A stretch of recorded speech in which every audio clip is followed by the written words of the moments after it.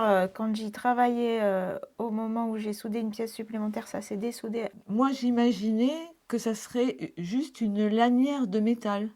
Et puis j'aime bien, moi, le contraste du métal et du tissu.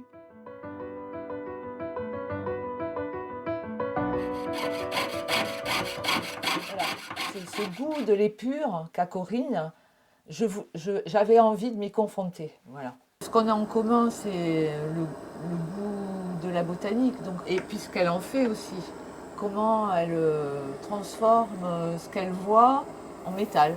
Voilà. Et c'est le cas quand on fait des cueillettes ou quand on va voir, quand on fait des promenades ensemble. C'est aussi toute son inspiration qu'elle tire de sa formation scientifique, les structures moléculaires et aussi comment elle imagine ces structures après en métal et comment elle les compose aussi, comment elle se les approprie. Ça veut dire c'est son regard particulier sur ces structures-là. Mais c'est vrai que je m'étais déjà posé la question de regarder d'autres choses. Il y a la molécule de l'hémoglobine qui est super intéressante. Alors que moi, je travaille des formes très expansives, remplies, un peu baroques. Voilà. Et j'avais envie en fait, de contraindre ces formes-là dans quelque chose de plus épuré.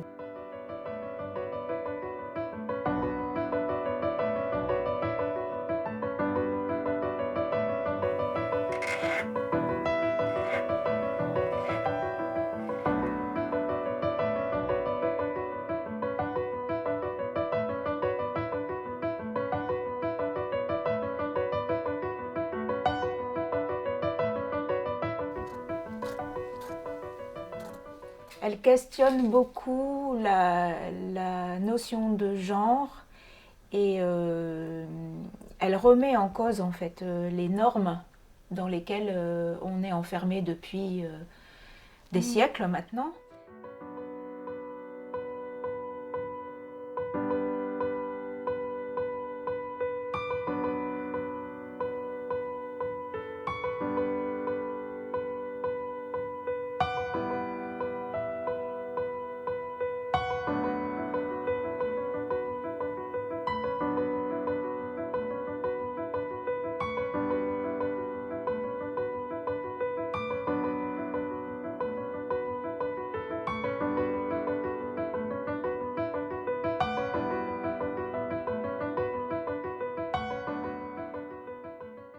Tu voudrais faire une corolle en dentelle et avec de l'hydrosoluble là, Ouais. et puis Ouais, une fleur en métal qui surgirait. ouais.